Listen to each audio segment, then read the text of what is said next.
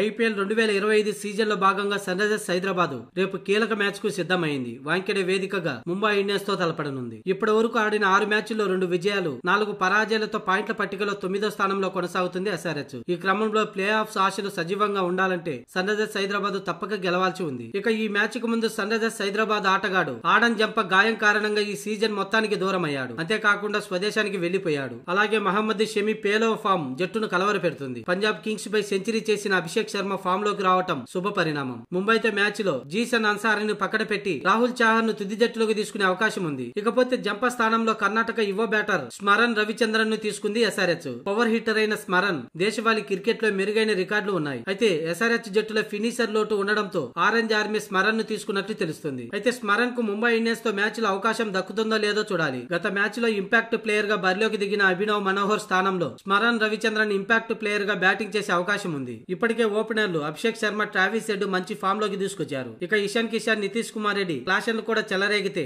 SRH కు తిరుగుండదు. కానీ bowling లోనే ఇప్పుడు సమస్యల్లా మహమ్మద్ షమి పెద్దగా ఫామ్ లో లేడు. పరుగులు దారుణంగా ఇస్తున్నాడు. ముఖ్యంగా సరైన స్పిన్ అటాక్ లేదు. మరి ఈ ముంబైతో మ్యాచ్ లో రాహుల్ చాహర్ ఏమైనా మ్యాచ్ కు కీలకం అవుతాడో లేదో చూడాలి. మొత్తానికైతే అంచనా ప్రకారం ఎస్ఆర్హెచ్ తుది జట్టు ఇలా ఉండే అవకాశం ఉంది. Pat Cummins, Abhishek Sharma, Travis head, Ishan Kishan, Nitish Kumar Reddy, Klaasen, Aniket Sharma, Smaran Ravichandran, Harshal Patel, Shami, Ishan Malinga, ఇక ఇంపాక్ట్ ప్లేయర్ గా రాహుల్ చాహర్.